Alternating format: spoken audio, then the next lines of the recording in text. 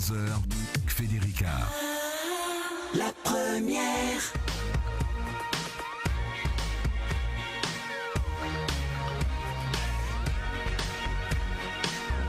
« 10h12 sur notre antenne et on est en mode pirate dans le studio, ça y est. Waouh, il y a un pirate qui est rentré, je ne sais plus comment faire, je vais me croiser les bras, j'ai mis mon masque, je vais mettre du gel un peu partout là. Mais non, ça va, je suis désinfecté. Laurent Cyprien est avec nous en studio. Bonjour Laurent. Bonjour Federica, bonjour à tous les auditeurs. Toujours contente de vous avoir à mes côtés. C'est partagé. J'aime soutenir ceux qui soutiennent les autres, évidemment. Et je sais qu'on vous recevait parce que vous invitiez les Martiniquais à participer au Virtual Island Summit. C'était au mois de septembre. Exact. Avec une thématique défi du développement durable pour la Martinique. C'est ça. En gros, en large, avec plusieurs ambassadeurs, vous étiez les ambassadeurs, mais plusieurs entrepreneurs, créateurs, inventeurs, gens de bonne volonté étaient donc présents. Absolument. Donc, c'est fini. Mais en fait, c'est fini, mais ça continue. C'est ça que je trouve quand même assez exceptionnel. Terminée, ouais. Voilà, une phase est terminée, une nouvelle commence. Concernant le sommet en lui-même, donc il a pris fin en septembre, mais il se poursuit jusqu'à aujourd'hui. Parce que, contrairement à d'autres sommets qui ont plus une vocation, je dirais, festive et de se rencontrer, de phosphorer, des choses comme ça, en réalité, celui-ci est vraiment basé sur l'économie, sur le partage et sur le modèle d'affaires du développement durable. Donc, c'est tout à fait normal que bien que pratiquement un mois après, l'événement se poursuit en ligne. Donc, il y a eu récemment l'Inde, il y a eu récemment les îles d'Écosse du Nord, il y a eu tout un ensemble d'autres îles qui maintiennent le dialogue parce qu'elles veulent continuer, premièrement, à faire connaître leurs produits, à faire connaître leur excellence, et nous, la Martinique aussi. Donc, c'est pour ça que je tiens à vous remercier, Martinique Première, de nous recevoir régulièrement pour faire le point là-dessus. Donc, les choses avancent, les choses évoluent, et le sommet n'est toujours pas fini. C'est l'un des sommets, je trouve, qui s'étend le plus, et je vois ça comme quelque chose de très positif parce que les gens ont l'occasion d'en parler plus longtemps et donc peut-être de faire de meilleures rencontres et d'aller plus loin dans cette idée du partage. Et c'est un plaisir aussi, les îles, parce que très souvent les îles sont vues comme, on va dire, une partie, une région ou voilà, un État peu à part entière, mais pas dans le bon sens du terme, justement.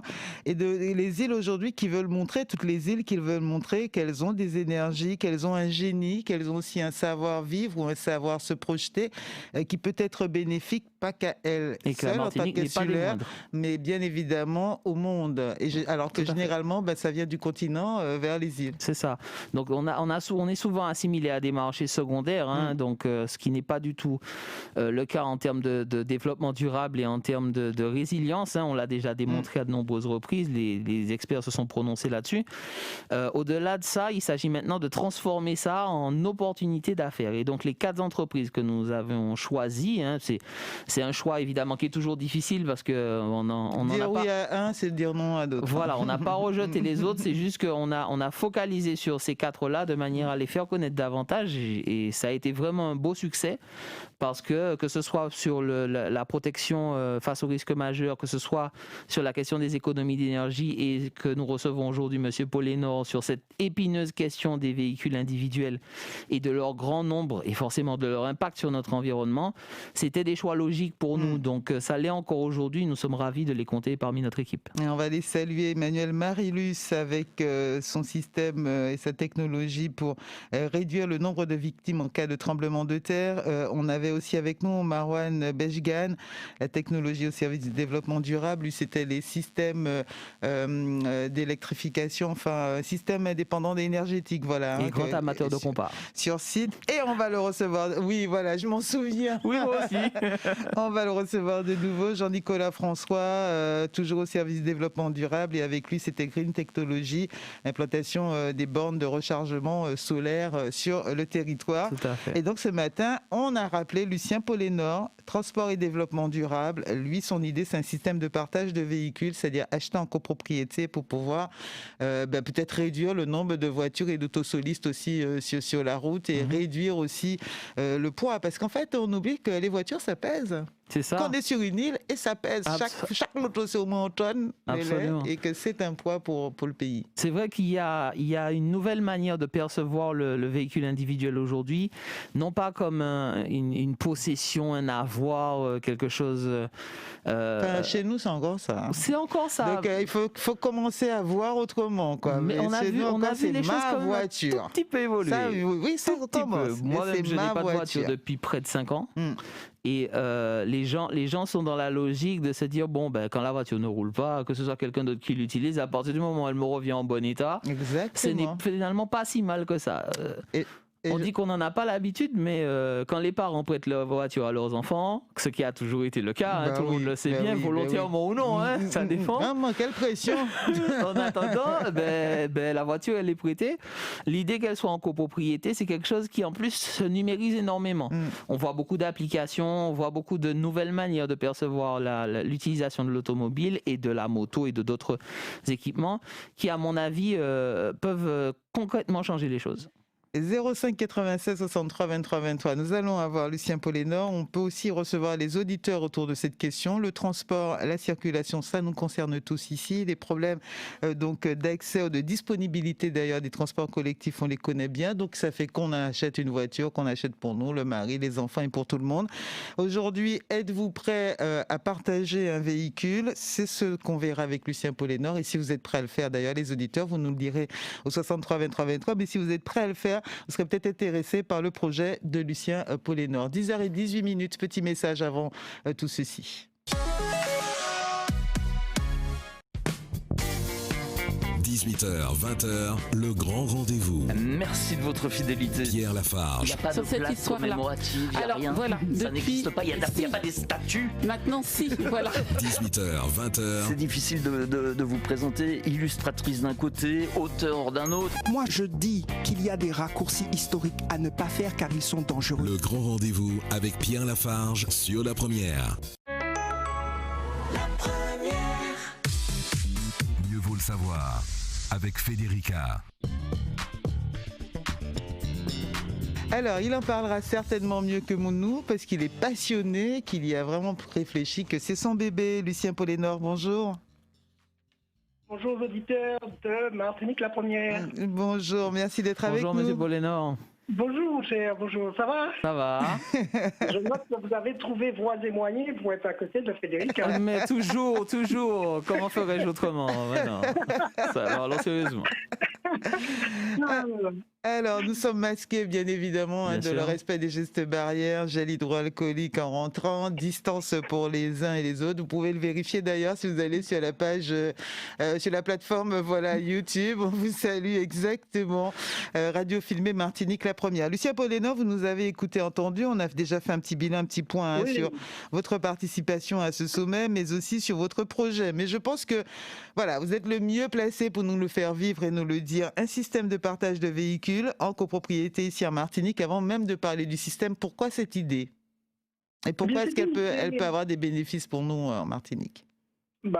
Parce que nous sommes dans une situation où il nous faut inventer un monde neuf. Et il ne s'agit absolument plus de continuer à faire ce que nous faisons là. Nous le voyons bien. Il est entré ici en Martinique chaque année depuis à peu près, on va dire, une quinzaine d'années, ou même 20 ans de manière constante, à peu près 14 000 véhicules chaque année. C'est constant. Franchement, c'est une ligne horizontale d'une fonction constante. X années, 14 000, X années, 14 000, 14 000. Donc, les importateurs se font forts de respecter ce chiffre-là. D'ailleurs, ils vont être énervés cette année qu'à cause du coronavirus, évidemment, ça va un peu diminuer. Mais enfin, c'est ça l'idée. Maintenant, on rentre autant de véhicules, c'est pour quoi faire? À qui on vend ça?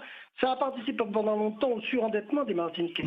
Et aujourd'hui, on le voit bien, il y a nécessité de faire autrement. Puis, il faut le dire aussi, c'est toujours comme pour tous les marchés, lorsque le marché est devenu saturé, il est de plus en plus difficile de vendre des voitures. À qui on vend les 14 000 voitures? Et puis, en même temps, on ne peut pas forcer la main aux gens. À un moment donné, on faisait « acheter à Noël, vous paierez à Pâques ». Bon, ça aussi, c'est fini. Parce qu'en même temps, on est tombé dans le surendettement. Et longtemps, on était dans le surendettement. D'ailleurs, la voiture est une des causes du surendettement. Il suffit d'aller à l'IEDOM pour le savoir. Bon, donc, il y a autant de choses comme ça qui constituent pour nous aujourd'hui une manière de dire stop. Stop à ce type de développement, stop à ce type de fonctionnement même des Martiniquais. Et puis, lorsque nous sommes dans nos cités, là où nous habitons, dans nos villes, il n'y a plus de place pour garer les voitures. Donc nous étouffons les commerces, nous étouffons nos cités. Nous sommes dans une situation insupportable. Et d'ailleurs, la grève que l'on a là, aujourd'hui, le montre bien, des carcasses qui sont mêlées à ces capharnaüm de détritus, c'est la même chose. Les carcasses et les détritus, c'est la même chose. Donc il faut nettoyer ce pays-là de cette espèce de virus, de ce choc qu'est devenu l'automobile, même si l'automobile est évidemment extrêmement utile. Extrêmement utile. Parce que l'automobile participe comme les vaisseaux sanguins de la circulation que l'on a dans un corps. Sans transport, on ne peut rien faire. Donc il faut transporter les gens, mais il faut essayer de réfléchir à comment les transporter. Voilà. C'est en gros ça qui nous a motivés et nous avons donc commencé à réfléchir avec un groupe de personnes dont M. Christian Bardol, je veux dire son nom parce que lui, le concept que nous avions développé à l'époque était plutôt à ce moment-là sur l'idée d'un autopartage mais sur des voitures qui étaient des voitures de rêve. Nous aurions aimé avoir des voitures les voitures de luxe, de haut de gamme, évidemment. Ou anciennes. On les partager dans un groupe de voitures de rêve.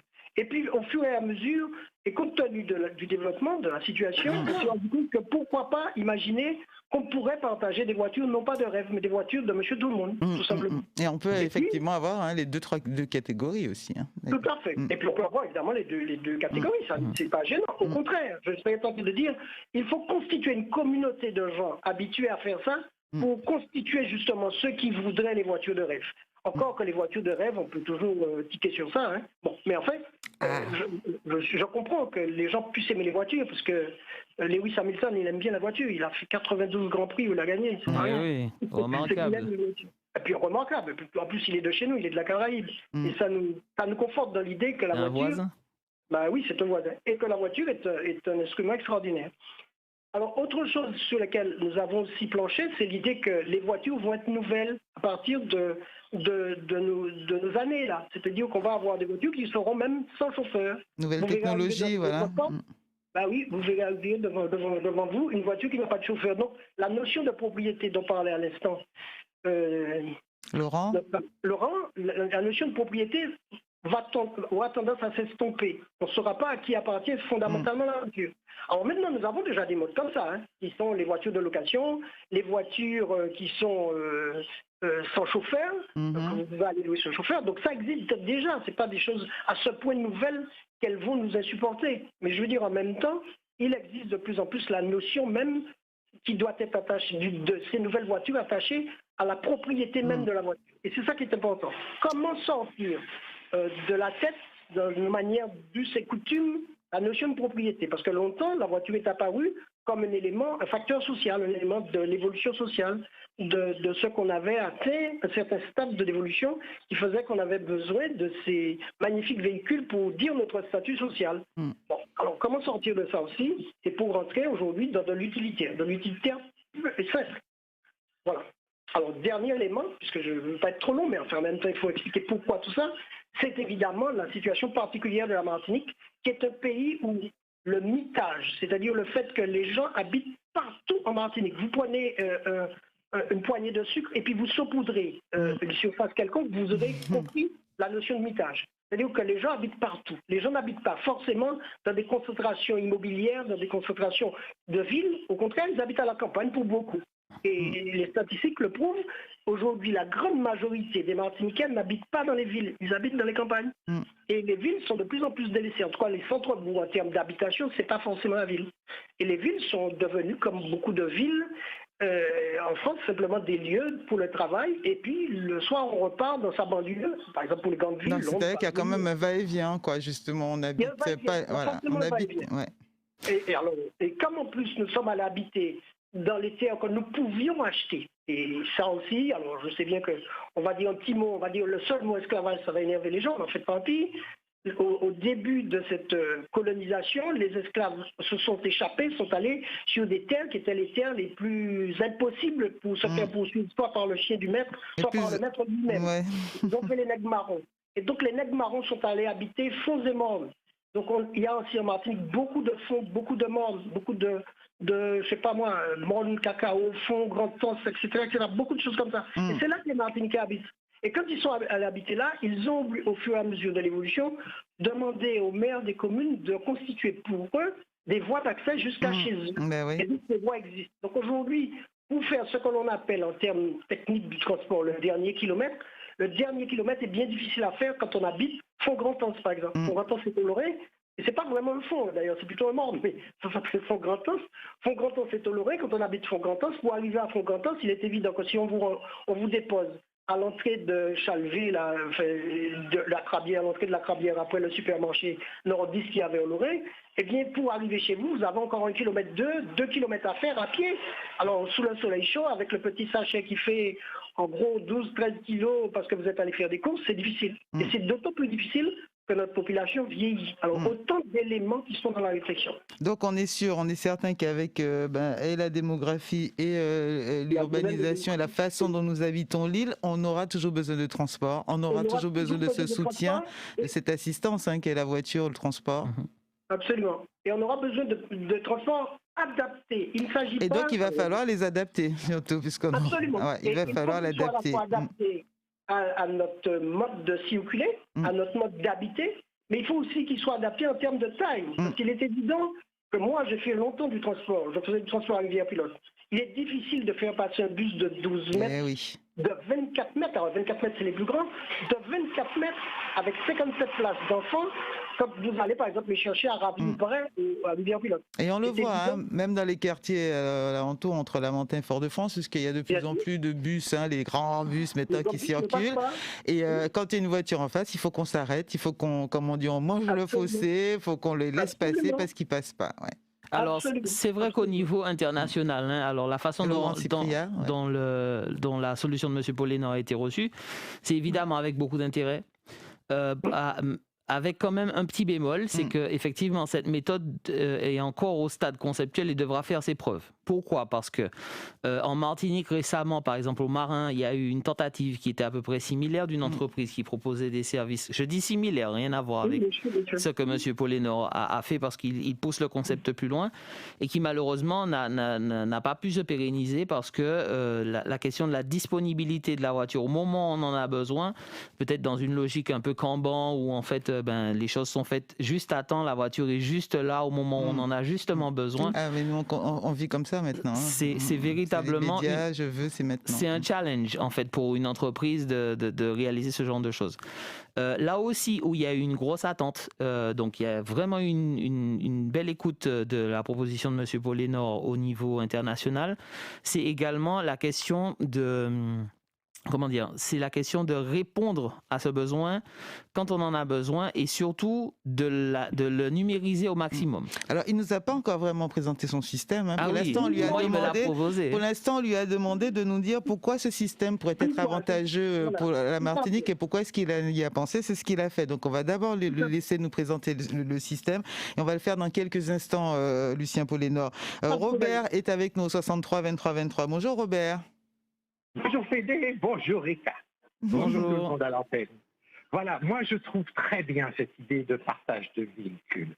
Et je me demandais même pourquoi Martinique la première ne montrerait pas l'exemple. J'ai un concept. Par exemple, toi, Fédérica, tu prends l'antenne à 8 heures. Oui. J'arrive, je récupère ta voiture. Je te la ramène à 11 heures. Derrière, je prends celle de Lionel. Quand j'ai fini, qu'elle l'a droit. Et l'après-midi, j'ai celle de Polo. Début de soirée, j'ai la Farge et je termine avec la voiture de Claudine. Il y a d'autres qui a fauté la main, d'autres qui a dit pas pour ta main. Jimmy aussi. Manque à coller un autocollant Martinique la première de 2 mètres de large sur chaque voiture. Je me promène dans toute la Martinique, ça vous fait de la pub. Vous même me donner de l'argent. Je crois que gourmand, 2 000 € par jour, ça me suffit largement. Moi, c'est bon pour la planète. Oui, mais alors, camarade. Pense à la planète. Ta femme... Attends. Pense à la planète, qui ça? Et pense à moi. Ta femme va te demander à qui sont ces escarpes du côté passager. Attention, faudra donner des explications crédibles parce que sinon tu es mal.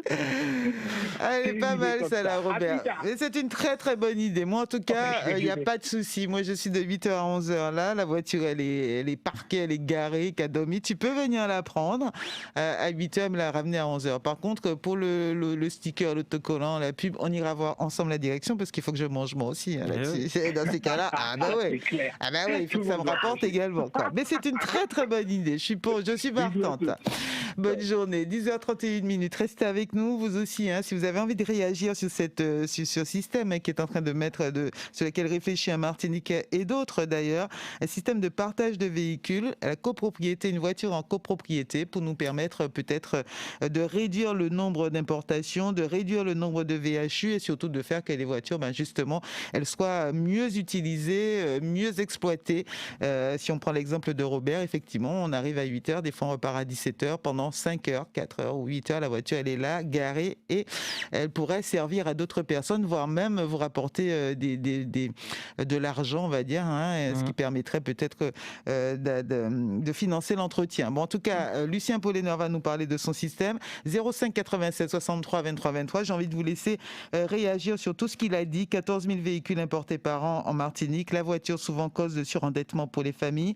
C'est un marché saturé, donc à qui vend-on ces voitures finalement? Les places de parking sont réduites. Les voitures, ça aussi occasionne et ça participe à l'étouffement des commerces et des quartiers. Enfin, plusieurs sujets ont été abordés. Pourtant, on sait que le transport est une nécessité, tant pour l'économie que pour nous-mêmes, puisqu'on est dans un pays où la population est vieillissante, donc elle devient de plus en plus à mobilité réduite et de plus en plus invalidée. Donc, n'hésitez pas, 63 23 23, on va peut-être avoir Patrick, mais avant tout, on a déjà Patrick, vous voulez maintenant? Allez, on y va maintenant. 63 23 23, juste un petit liner. 8h, 11h, Federica. La première. Patrick, sans masque, avec nous dans l'émission. Bonjour Patrick. Bonjour Federica, nous fait. Voilà, bonjour. tout Doucement. Oui. Eh bien, la fait l'auto, moi, bien d'accord, puis c'est l'idée. Mais il y a l'idée aussi qui est encore meilleure pour nous, parce que pour planète là, c'est que c'est l'auto, il va nous en puis ici, mais il y a interdit, alors nous, nous devons rouler à 90 au plus ici. Oui. Pour que vous voyez de l'auto, c'est depuis en l'usine pour sa partie, parce qu'il ne faut pas envoyer l'auto qu'à la 240 et puis nous ne pouvons pas rouler à 240. Ça veut dire que nous acheter des kilomètres et puis nous ne pouvons pas utiliser. Donc ça, c'est un gros problème aussi pour nous poser en ça. Alors, je vais écouter la radio et puis je vais écouter ces invités-là. Est-ce que le fait qu'ils aient des voitures avec une plus petite puissance, puisque de toute façon c'est en fonction de l'état, c'est en fonction de la route, la topographie qu'on va choisir. Chez nous, on ne peut pas faire plus de 90 km en étant en sécurité. Est-ce que s'ils nous envoient des voitures bloquées à 100 km/h, tu penses qu'on en aurait moins, qu'on la partagerait plus, qu'on prendrait moins souvent notre voiture? Ah ben écoute, de toute façon, c'est l'idée que monsieur a posé là, intéressant. Mais qui l'auto a fait 240, qui a fait 90? L'idée est bon. En fait, pour moins de pollution pour la planète là, il faudrait mettre ces moteurs auto moins puissants. Nous n'avons pas besoin de ça. En fait, c'est en Belgique là pour que nous achetions l'auto, pour nous acheter l'auto puissant. Mais nous connaissons quoi les pays. Alors c'est vrai que si les voitures étaient moins puissantes, peut-être que le coût aussi serait moindre. Alors, Laurent Cyprien, là-dessus, vous avez envie de réagir? Alors pour moi, évidemment, je suis d'accord avec ça. Seule différence, c'est que effectivement, la différence n'est pas tellement tant dans la distance que le nivelet du monde qu'il faut franchir pour pouvoir arriver chez soi pour certaines personnes. C'est vrai que dans l'ensemble, ça reste quand même une minorité. Ceci dit, au niveau des îles qui sont intervenues, il y en a beaucoup qui ont pris en tout cas celles qui sont des États, ont pris des dispositions parfois drastiques et extrêmement dures, notamment dans certaines îles italiennes et maintenant de plus en plus dans les îles d'Amérique centrale et du Sud, où il est interdit d'avoir des véhicules. C'est des petites voiturettes, c'est souvent des micro-îles où là, l'idée d'avoir une voiture, à part pour la police, c'est mort. À part pour la police, la gendarmerie, les services d'urgence, etc., c'est illégal. Donc ça se voit plus. Maintenant, c'est une position un petit peu extrême puisque nous on n'est pas dans les dimensions micro insulaires. Cependant, oui, la question reste entière. Moi, je n'ai pas de réponse là-dessus. Je suppose que M. Pollénor en a une. On va lui laisser le temps de réagir également sur Patrick qui dit voilà, ces voitures qui arrivent alors qu'on a une vitesse limitée à 90 km/h pour la maximale. Ces voitures qui arrivent avec des 200, 230, 240 au compteur. À quoi ça sert? C'est payer du kilomètre pour rien et qui devrait déjà là-dessus, jouer là-dessus et nous envoyer des voitures moins puissantes. Merci Patrick. On va donner la parole à Lucien pour réagir. On a Jean-Pierre aussi sur l'antenne. Bonjour Jean-Pierre. Oui, bonjour les auditeurs, bonjour bienvenue à toi Jean-Pierre. Aux invités. Monsieur Polino, je le connais assez bien puisque j'ai eu l'occasion il y a une dizaine d'années de l'écouter, de participer à des réunions où il a toujours eu des idées intéressantes pour le transport. Sauf erreur de ma part, il me semble qu'il était dans un syndicat de transporteurs depuis Marc Pulvar. Lucien C'est très bien, il me semble. Et c'est très bien ce qu'il dit là. Il est toujours en avance. Je pense qu'il y a un drame dans la Martinique qu'on n'écoute pas les autres. Le jeune qui parle là, et c'est très bien, c'est formidable aussi, il donne un truc. Et je pense que si nous savions faire des mix, des synthèses de tout ce que les gens proposent, de la grande intelligence martiniquaise, tout comme Tissonson, nous devons avancer plus facile. Mais nous avons un problème de complexe de supériorité et de complexe d'infériorité. Les deux. Nous complexer au milieu, quoi. Nous complexer au milieu. Oui, c'est vrai, c'est vrai. La Guadeloupe, pas ni problème. La Guadeloupe, pas ni problème. Les monter aller en Guadeloupe, moi, Guadeloupe, tu as dépassé maison. En l'air, charrette bœuf. Toujours, c'est vrai. Actuellement, il va dépasser, il y a des camions modernes. Mais comme il y a un problème de division que nous-mêmes, ils comprennent très bien que la maison, c'est à eux, mais c'est pas à eux. Donc, il va dépasser, ils sont plus intelligents que nous. Cette liste, il fait toujours. Pas intérêt. Mais c'est pas le débat avec marché, parce que je pense que c'est parce que, même comme nous, moi, il était descendu dans la boucle. Et puis, pour monter carabin, c'est à pied qu'il a monté. Il est appliqué à monter. Donc peut-être M. Polino, on fait ça, écoutez grand monde. Mais, je fini, Guadeloupe n'a pas de problème pour monter dans les mondes en charrette tirée par bœuf. Si nous avons dit qu'on a fait un esclavage, nous ne pouvons pas monter à Deigne. Cuba, à dans ville là, il y a fait transport écologique par un cheval, carrément. Donc, je ne vais pas écouter ça courageusement, mais il faut que nous finissions ça, il faut que nous apprenions d'un côté l'autre, tout le monde c'est monde. Et je vais écouter ça courageusement, et merci Radio Martinique de donner la parole au peuple, parce que effectivement, si nous sommes ouverts sur le monde, Internet, si nous sommes voyager de plus, nous sommes ni longtemps, transport organisé ailleurs, ni longtemps. Et deuxièmement, et c'est pas M. Polino qui contre du moins. Madame dit un défi contre du moins. En 54, alors oui, c'est périlleux. C'est un des gens qui était fait Grand Rivière Fort-de-France et puis Bussio à l'Opile. Fort-de-France, marin par ailleurs. M. Polino, je raconte ou connaître bagaille là, ou peut-être je ne sais pas moi, mais vous connaissez bagaille là, ou quoi poser vos problèmes. Et si je n'ai que là, ils ont quand même fait bon travail. Oui, je à tout à l'heure, je raconte les autres. C'est beau à entendre ça, c'est beau vraiment. Merci beaucoup Jean-Pierre, merci Bayo. Alors Lucien, vous écoutez, on va vous faire réagir, mais vous écoutez, comme on dit, Richard bien bagaille là, entre Patrick qui parle et c'est l'auto. Bon, écoutez, moi, surtout noté aussi que vous-même, tu fait un très bon résumé de ça m'a dit. Ça fait très bien. Merci, bon, allez. C'est parce que c'est des choses évidentes. Ouais. Alors, il a raison, Jean-Pierre. J'étais longtemps, et j'ai commencé toutes ces idées autour du transport, parce qu'en réalité, j'étais un peu le secrétaire, celui qui tapait les conclusions pour mon ami Marc Pulvar. Pendant longtemps. Puis on rejoint un groupe de transporteurs et nous avons mené longtemps un tas de luttes qui étaient liées justement à la problématique du transport. Donc ce sont des données qui ne sont pas des données qu'on évoque comme ça parce qu'on s'est levé un matin. On a réfléchi très longuement, très longtemps, depuis très longtemps sur ces questions-là et ce sont des questions qui nous interpellent.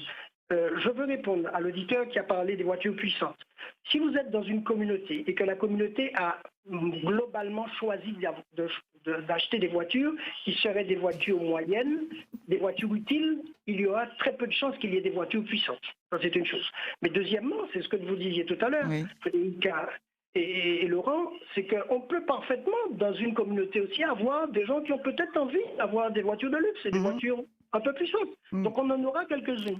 Mais ce qu'il faut surtout bien comprendre, il s'agit en réalité de constituer une communauté de Martiniquais. Et je dis tout de suite, je ne suis pas là pour dépouiller les Martiniquais qui ont déjà leur BMW, excusez-moi de l'expression, mais c'est comme ça qu'on dit. Ici en Martinique, quand on veut parler de voitures puissantes, merveilleuses, tout ça, qui ont déjà leur gros cube, quoi. Il ne s'agit pas de les dépouiller de ça, il s'agit de voir la partie de la Martinique qui n'a pas de voiture et qui a du mal à se déplacer. D'ailleurs, hier, pas avant-hier, non, hier, des 20 bus de la CFTU ont été arrêtés pour cas de coronavirus dans les trucs. La population qui prend les bus s'est retrouvée piégée. Et c'est ça qu'il faut éviter aujourd'hui. Donc les gens qui sont piégés, moi je vous dis, j'étais transporteur, j'avais 17 bus. Je transportais 845 enfants tous les jours sur Rivière Pilote. Et pendant longtemps. J'avais peut-être l'un des plus gros marchés du transport scolaire de Martinique. Donc je suis transporteur de cette catégorie-là. Eh bien, un jour de 2010, pour des problèmes de vision, de fatigue au volant, je suis allé voir le docteur qui m'a dit peut-être que tu devrais arrêter de conduire. Eh bien, j'ai arrêté de conduire ce jour-là. Et ça fait déjà 10 ans que je ne conduis pas. Donc, depuis 10 ans, moi, je prends le transport public. Et depuis 10 ans, je me farcis, au bon sens du terme, ces choses telles qu'elles sont là, cette difficulté. Résultat des courses aujourd'hui, je fais 200 km à pied tous les mois. Je marche. Au lieu de me poser la question de savoir où est le bus, à quelle heure il va partir, le CSP là, en plus, coronavirus, on va quand même monter ensemble.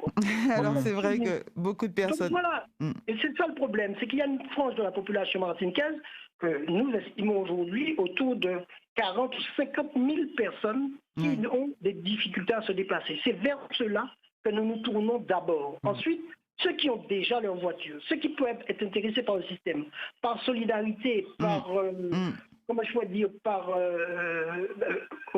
capillarité, quand on fait un truc et puis que l'eau monte le long d'un tube, par capillarité, ils vont adhérer au système parce qu'ils vont dire, mais c'est intelligent, c'est pas un truc couillon, c'est ce que tu viens de dire, toi, et Frédérica. Tu dis, ma voiture est là, et si elle peut participer au bloc, pourquoi pas? Donc c'est ça que tu vas dire, alors que tu n'es pas forcément la personne vers qui je me suis tourné, la première personne vers qui je me suis tourné. Donc la question qu'a posée l'auditeur est intéressante. Celle aussi qu'a posée Jean-Pierre. Jean-Pierre a bien expliqué effectivement que c'est vrai qu'il nous faut au fur et à mesure essayer d'adapter des solutions, voir ce qui est possible. Sortir donc des fameux pullman. Moi j'avais des pullman. Ce que j'appelle un pullman, c'est un bus de haut niveau, style sortir d'un avion. Quand vous montez dans les grands bus, là, il suffit d'en monter. Si vous n'êtes jamais monté dans un grand bus et que vous n'avez pris que les bus de la CFTU, vous croyez que tous les bus sont comme ça. Mais si vous montez dans un pullman, type les Mansiter ou autres grands bus que vous voyez là, ça ressemble à des avions. Eh bien, on interrogeait les enfants dans le bus. Et on disait aux enfants, quand vous allez être un peu plus grand, qu'est-ce que vous allez faire? Vous allez continuer à faire du transport en commun, du transport tout le monde ensemble dans une même voiture? Non, non. La seule réaction des enfants, à 99,9%, c'était de répondre, je vais acheter ma voiture.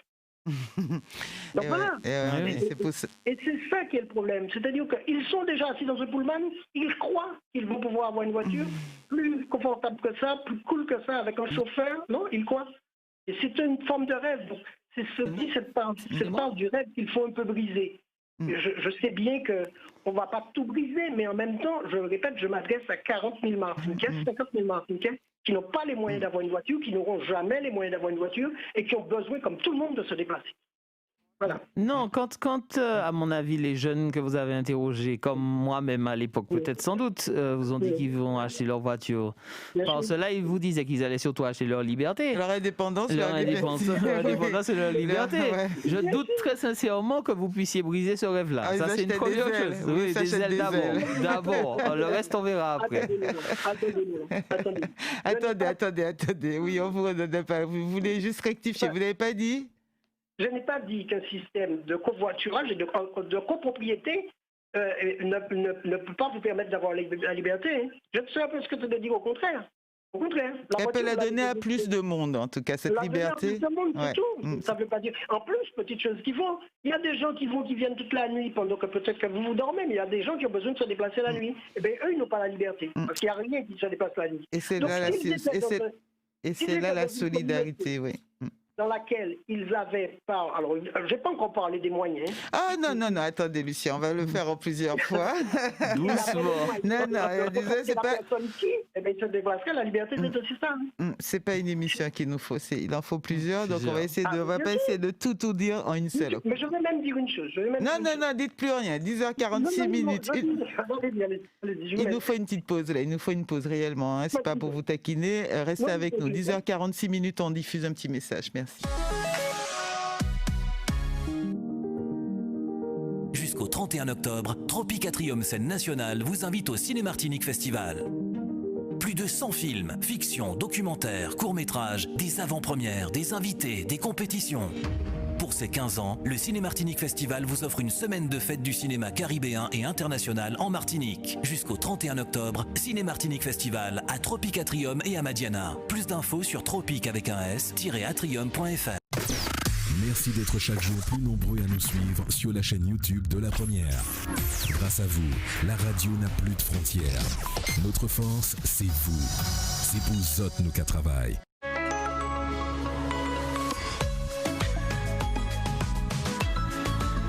La Première. Toutes vos questions au 63 23 23. Mieux vaut le savoir.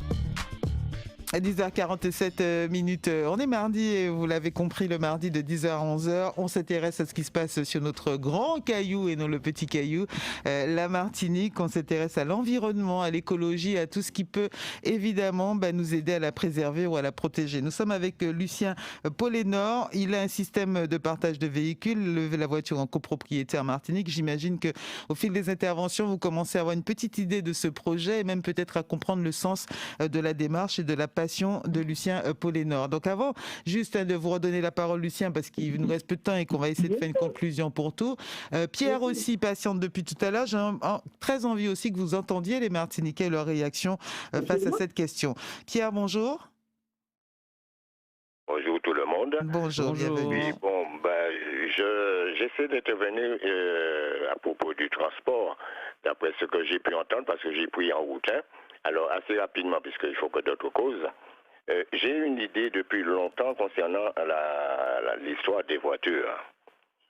C'est vrai qu'il y a des coins très reculés où les gens n'ont pas la possibilité facile, en tout cas, de se déplacer, où il n'y a pas de car qui arrive, etc. Ils doivent peut-être compter sur des gens qui passent, qui pourraient leur faire un stop ou autre. D'ailleurs, c'est mon cas.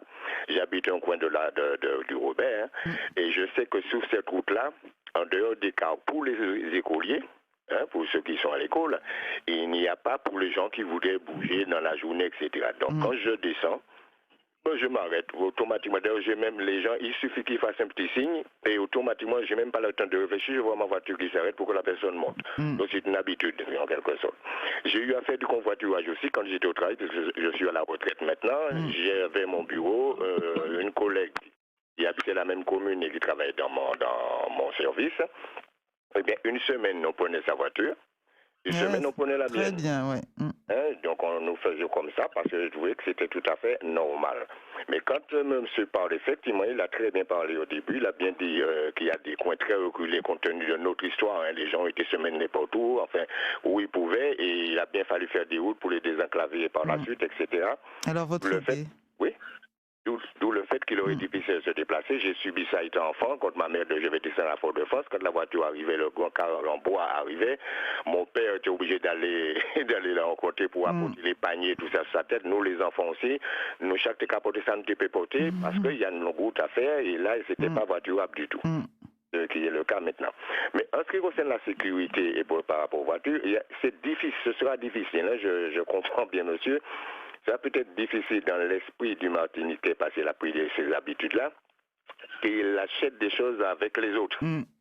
C'est ça la question du jour. Même voiture, on paye la même voiture ensemble, et patati patala. Je me mets là-dedans parce que je n'achète pas les choses avec les autres. Comme le terme, donnez-moi le terme là. On la copropriété. La copropriété. Oui, copropriété. Oui, il y a un autre terme, copropriété. Parce que je parle de bateau, parce que j'avais un bateau, un copain m'a dit, mets-nous à 3 et puis on va acheter le bateau. Je ne l'ai pas fait parce qu'un copain l'a fait, mais ça m'était caca entre eux, trouvé au tribunal. Je préfère acheter mon truc à moi et le mettre à la disposition des autres, parce que l'esprit est différent et là, nous avons servi bien comme il faut.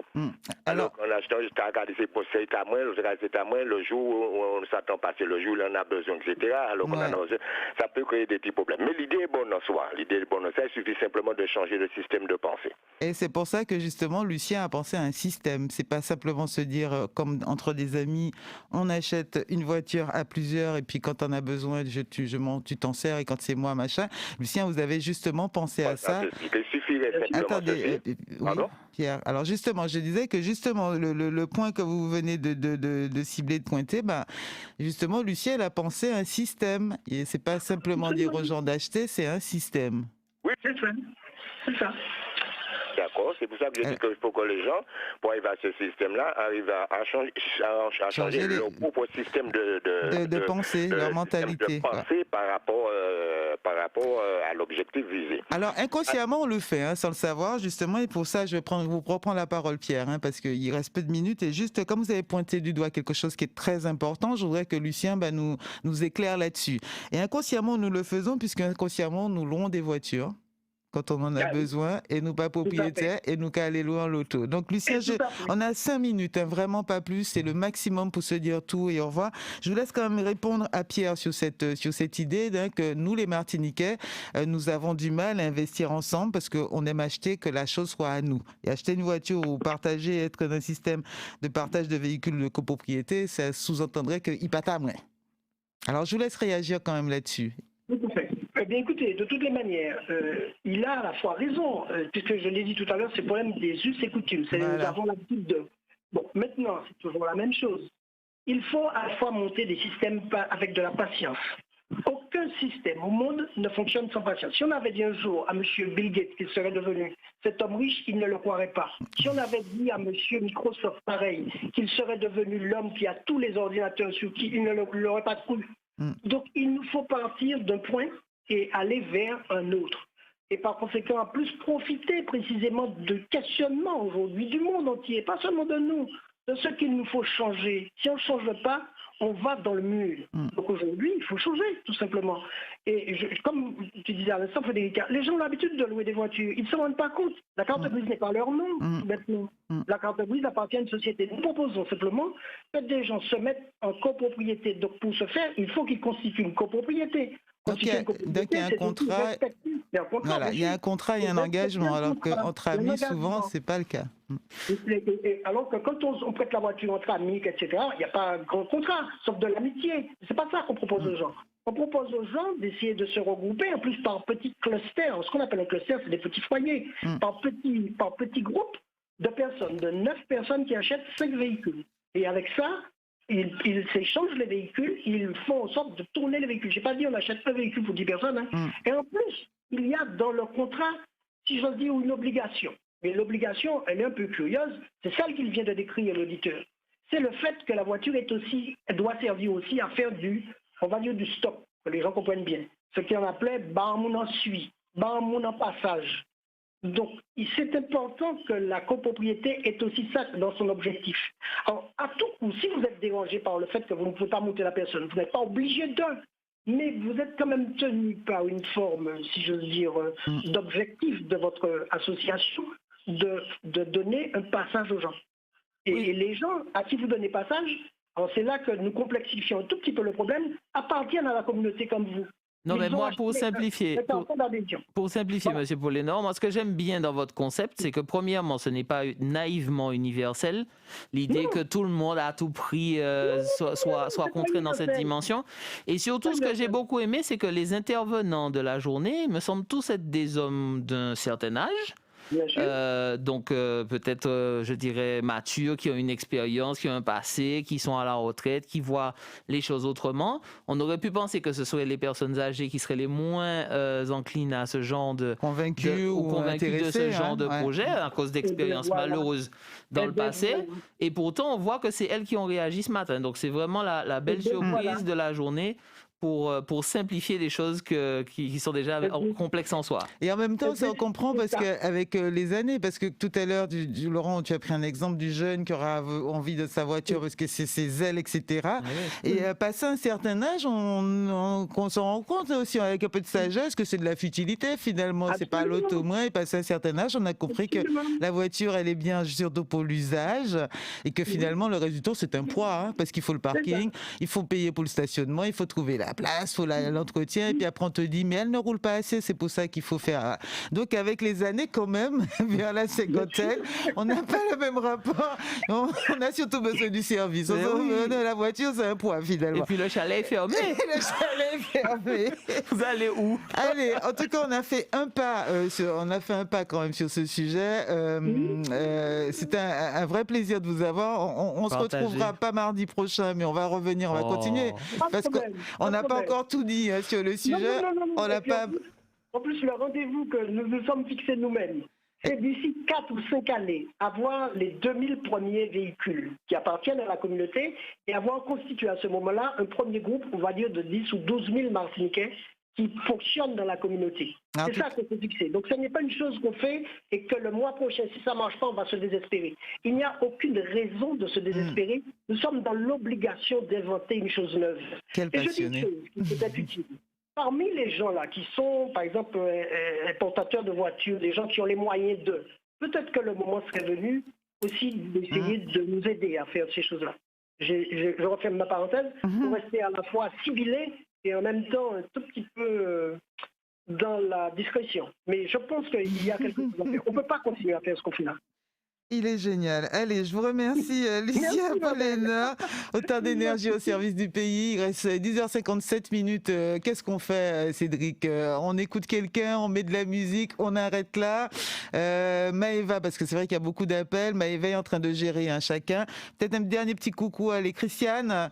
Qui était avec nous et qui patientait. Christiane, on vous propose on a fermé, du côté de Cédric, ça a été fermé. Non, pas du tout. Christiane, bonjour.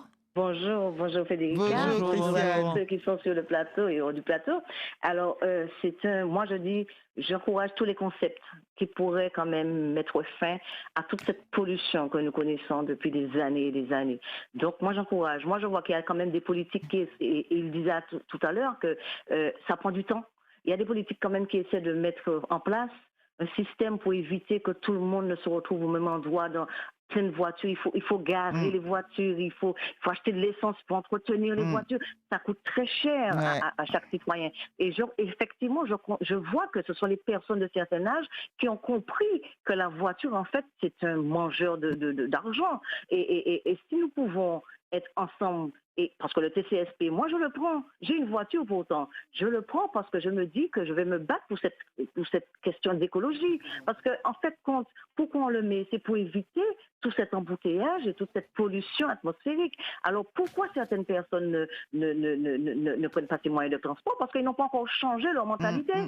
Et la voiture, c'est un moyen de luxe, un moyen on est arrivé dans la société, il faut qu'on arrive, et la jeunesse n'a pas encore compris ça. La jeunesse n'a pas encore compris ça. Peut-être parce que tout n'est pas encore fait à ce niveau-là. Donc j'espère que tous les concepts seront bons pour changer les mentalités. Voilà. C'est magnifique. Merci Christiane. Voilà. Lucien, vous avez entendu. Merci, à bientôt Christiane. J'ai voulu vous faire entendre quand même un peu ce que pensaient les Martiniquais de votre projet.